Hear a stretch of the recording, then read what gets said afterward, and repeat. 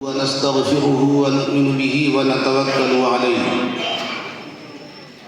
ونعوذ بالله من شرور أنفسنا ومن سيئات أعمالنا من يهده الله فلا مضل له ومن يضلله فلا هادي له ونشهد أن لا إله إلا الله وحده لا شريك له ونشهد أن سيدنا ومولانا محمدا عبده ورسوله أما بعد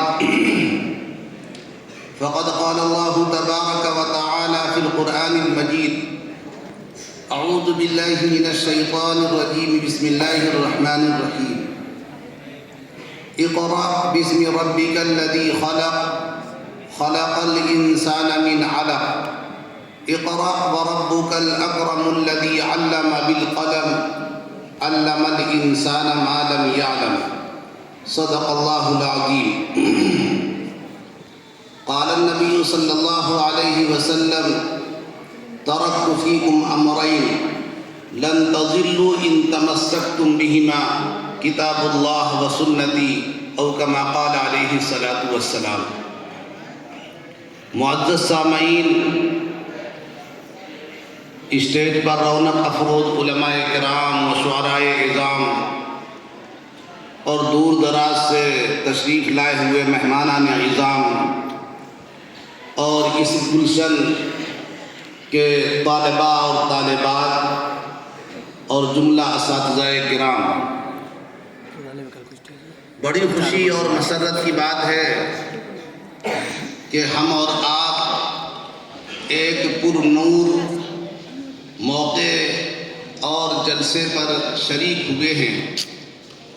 یہ اصل میں جلسہ ختم بخاری شریف کا ہے. اس جامعہ اور اس مدرسے میں ہماری طالبات درس نظامیہ کا کورس مکمل کرتی ہیں، یعنی از اول تا فراغت تک یہاں تعلیم حاصل کرتی ہیں. آخری سال میں ان کو بخاری شریف پڑھائی جاتی ہے.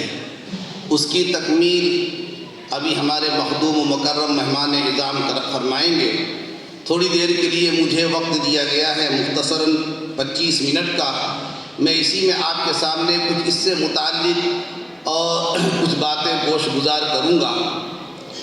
عزیزان محترم، اللہ تبارک و تعالی نے انسانوں کو پیدا فرمانے کے بعد انسانوں کی ہدایت اور انسانوں کے رشد اور انسانوں کی فلاح کے لیے بہت سارے انبیاء اس دار فانی میں بھیجا. آخر میں جناب محمد رسول اللہ صلی اللہ تعالی علیہ وسلم کو آخری پیغمبر اور ختم الرسول بنا کر کے مبعوث فرمایا. آپ جہاں آخری نبی ہیں وہیں خاتم الانبیاء بھی ہیں. خاتم الانبیاء کا مطلب کہ اب آپ کے بعد کوئی نبی آنے والا نہیں ہے. اب اس درمیان آپ کے اور قیامت کے درمیان کوئی اگر نبوت کا دعویٰ کرتا ہے یا اپنے آپ کو نبی بتلاتا ہے تو وہ جھوٹا ہے، دجال ہے، فریبی ہے. آپ نے فرمایا بعثت انا والساعہ کہاتین، کہ میں اور قیامت تو اس طریقے سے بھیجے گئے کہ بس میرے بعد اب قیامت آنے والی ہے، کوئی نبی آنے والا نہیں. تو آپ آخری نبی بن کر کے بھی آئے اور آپ خاتم الانبیاء بن کر کے بھی آئے. آپ کے بعد اب کوئی دوسرا نبی آنے والا نہیں. آپ کو اللہ رب العزت نے رشد و ہدایت کے لیے جو گائیڈ بک دی تھی، یعنی آپ پر جو اللہ نے کتاب نازل فرمائی ہے، وہ کتاب ساری کتابوں میں افضل ترین کتاب ہے. اس کتاب کو اللہ رب العزت نے آپ صلی اللہ تعالی وسلم کے قلب اطہر پر حضرت جبرائیل علیہ السلام کے ذریعے سے نازل فرمایا. پھر اس کتاب میں آپ نے جا بجا ہدایت کی موتی بکھیرے، اصلاح کی باتیں بتلائیں، انبیاء سابقین کے واقعات بیان کیے گئے، اور خود عمل کرنے اور پرہیز کرنے اور عمل کرنے سے متعلق بہت سارے مسائل کا ذخیرہ اللہ نے آپ صلی اللہ علیہ وسلم کے ذریعے سے اس کتاب مقدس کو نازل فرما کر ہم امت کے لیے ایک بڑا ذخیرہ دیا۔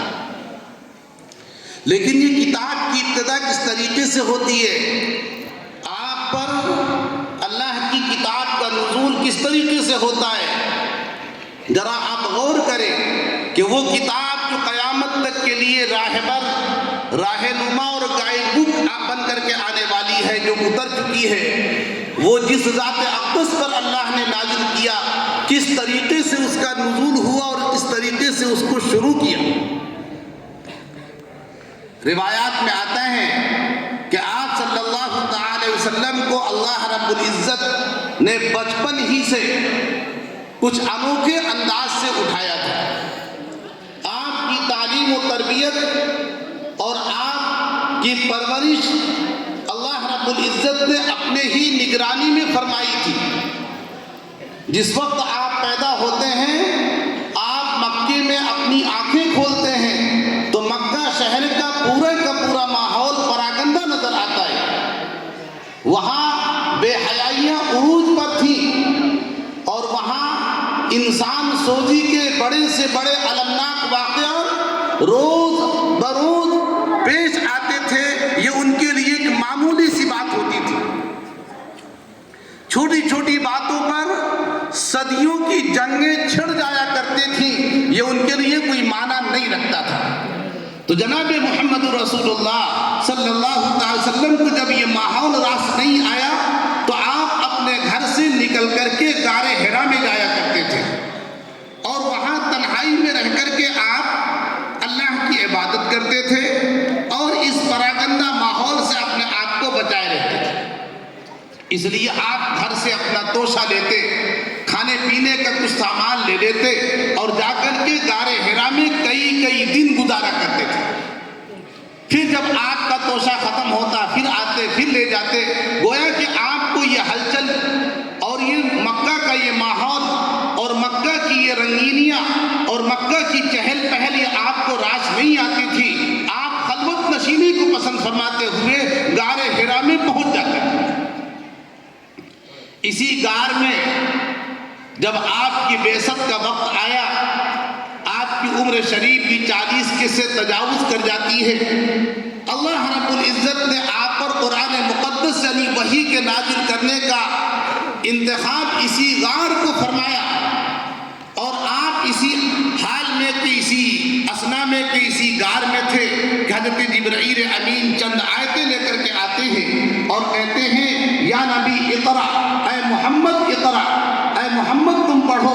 جناب محمد رسول اللہ صلی اللہ تعالی وسلم جواب دیتے ہیں ما انا بقاری، میں پڑھا لکھا نہیں ہوں، میں پڑھنا لکھنا نہیں جانتا ہوں، رسمی اعتبار سے میں پڑھنا نہیں جانتا، میں تو رسمی اعتبار سے امی ہوں، لیکن مجھے اللہ نے جو کچھ بعد میں آپ کو دیا وہ تو دنیا بھی جانتی ہے اور خود آپ کی تعریف اللہ نے فرمائی۔ آپ نے کہا میں پڑھنا نہیں جانتا۔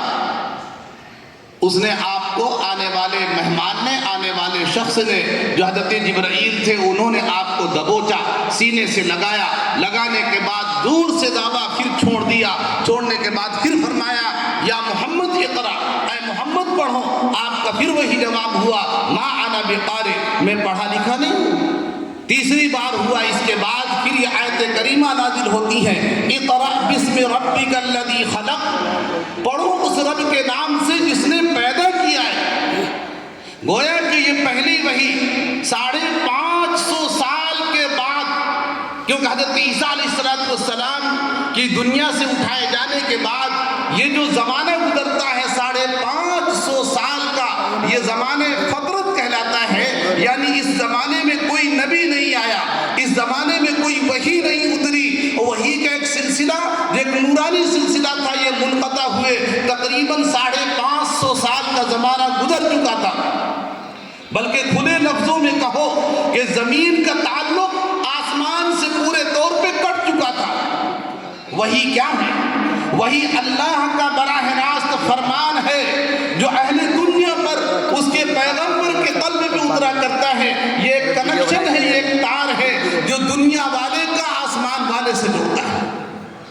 یہ سلسلہ منقطع ہو چکا تھا، یہ سلسلہ شروع ہوتا ہے اور آپ صلی اللہ علیہ وسلم کے قلب اطہر پر نزل بہ الروح الامین، روح الامین لے کر کے جو آئے، وَإِنَّهُ لَتَنزِيلُ رَبِّ الْعَالَمِينَ، جو رب العالمین کا نازل کردہ قرآن تھا وہ آیا، اور جب آیا تو کہا اقرأ بسم ربک الذی خلق، اے محمد اس رب کے نام سے پڑھیے کہ جس نے ساری انسانیت کو پیدا کیا۔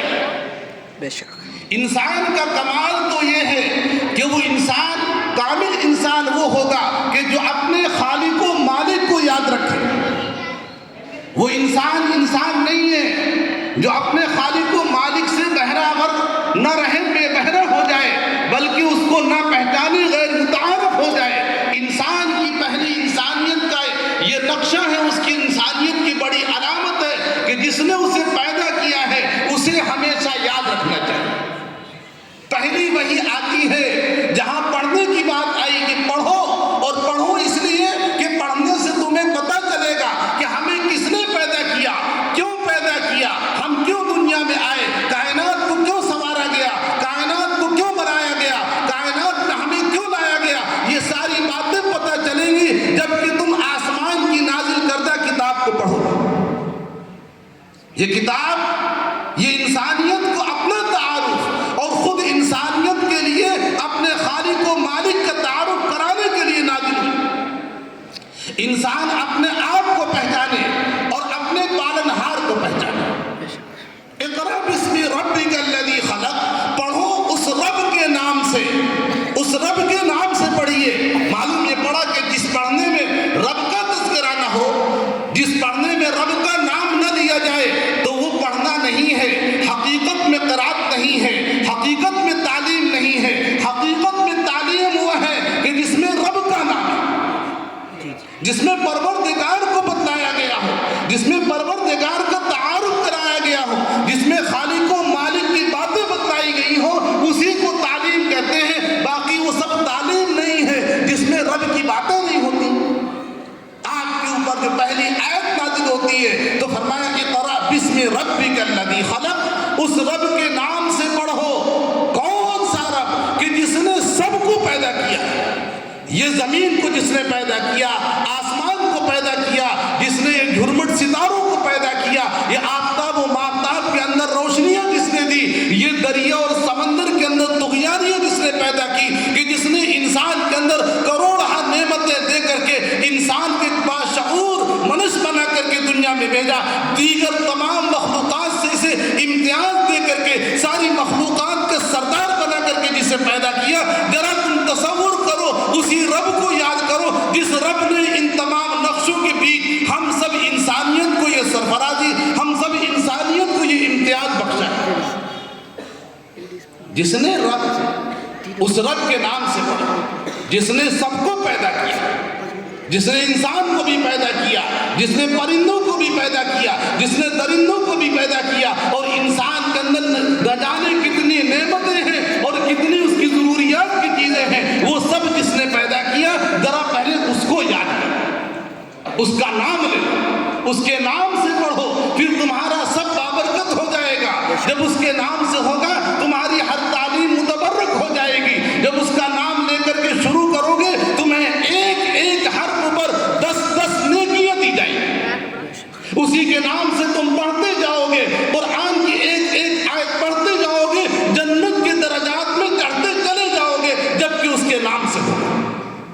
اقرأ بسم ربک الذی خلق، خلق الانسان من علق، پھر آگے خود انسان کو مخاطب کیا، کیونکہ انسانوں کی رہبری کے لیے، انسانوں کی ہدایت کے لیے آپ جناب محمد رسول اللہ صلی اللہ علیہ وسلم کو دنیا میں اللہ نے بھیجا ہے، اور آپ کے اولین مخاطب انسان ہے، لہذا انسان کو اس کی اصلیت کی طرف تعارف کرایا گیا، اس کی اصلیت بتلائی گئی کہ تم ہو کون، تم کو اللہ نے کس طریقے سے پیدا کیا۔ فرمایا خلق الانسان من علق، واری انسان جو ایک دوسرے کا دشمن بنا بیٹھا ہے، واری انسان جو ایک دوسرے کو دیکھنا پسند نہیں کرتا، جو ذات اور نسلوں میں بٹ کر کے رہ گیا ہے، جو مذاہب و ملت کے دربار سے بڑی بڑی دیواریں کھڑی کر کے رکھا ہے، واری انسان ذرا اپنی اصل کو دیکھ، خلق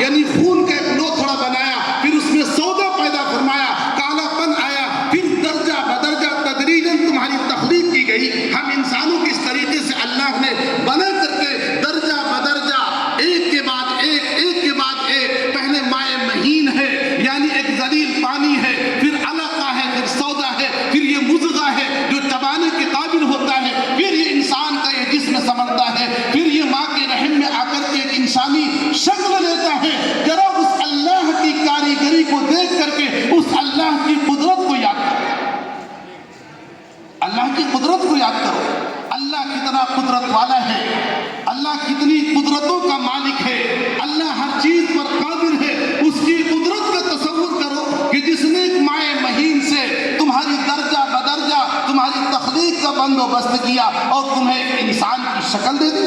پھر وہ شکل دے دی کہ خود تعریف فرمایا کہ ہم نے انسان کو لقد خلقنا الانسان فی احسن تقویم، ہم نے انسان کو بہترین سانچے میں ڈھال کر کے دیا. تمہاری تعریف فرمائی. وَلَقَدْ خَلَقْنَا الْإِنسَانَ، ہم نے انسان کو مکرم بنا کر کے پیدا کیا ہے. ہم نے انسان کو مکرم باعزت بنا کر کے پیدا کیا. پھر وہ تکریم عطا فرمائی، وہ عزت عطا فرمائی انسان کو کہ فرمایا انسان کا ایک ایک بال، ایک ایک رواں، حتیٰ کہ اس کے ناخن بھی متبرک، ان کے اندر بھی اللہ نے برکت دے دی، ان کے اندر بھی اللہ نے اکرام دے دیا.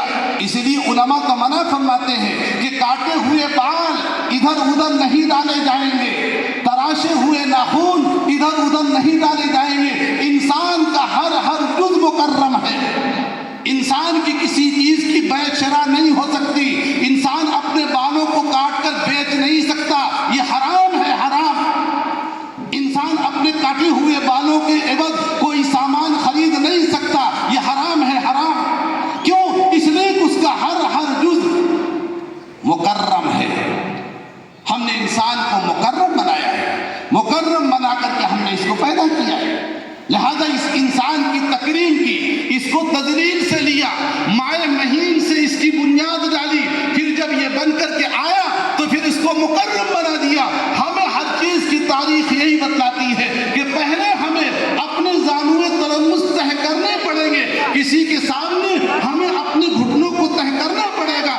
پہلے ہماری ذلت ہوگی، پہلے ہمیں گویا کہ ہٹایا جائے گا، پہلے دھتکارا جائے گا. لیکن جب یہی انسان محنت کرے گا تو پھر ہم اس انسان کو ملائے اعلیٰ کی بلندیوں پہ پہنچائیں گے. فرمایا کہ خلق الانسان من علق، ہم نے انسان کو ایک خون کے لوتھڑے سے پیدا کیا. اقرأ وربک الاکرم الذی علم بالقلم. آگے فرمایا جو آیتیں نازل ہوتی ہیں کہ پڑھو اس رب کے نام سے جو رب بڑا ہی کریم ہے. اقرأ وربک الاکرم الذی علم الانسان ما لم یعلم، کہ جس رب نے انسان کو وہ علوم و فنون عطا فرمائے کہ جس کو وہ جانتا نہیں تھا. یعنی اسی انسان کو کچھ بھی معلوم نہیں، یہ امی ہو کر کے پیدا ہوتا ہے یا اپنی ماں کے پیٹ سے پیدا ہوتا ہے، اسے کھانے پینے کا بھی علم نہیں ہوتا ہے. لیکن اللہ رب العزت اسی انسان کو وہ علوم دیتا ہے کہ پھر وہ اپنے کھانے پینے کا علم حاصل کرتا ہے، آگے بڑھتا ہے، پھر وہ اپنے ماحول کا علم جانتا ہے اور آگے بڑھتا ہے. وہ چاند اور ستارے میں اڑنا اور جانے کا بھی علم حاصل کر لیتا ہے. نہ جانے کتنے علوم و فنون کا یہ مالک انسان بنتا ہے. یہ کس کی کاریگری ہے، یہ کس کی ودیت ہے، یہ کس کا اکرام ہے، یہ کس کا انعام ہے. فرمایا وربک الاکرم، اسی رب کا تو اکرام ہے کہ جو رب بڑا ہی مکرم ہے.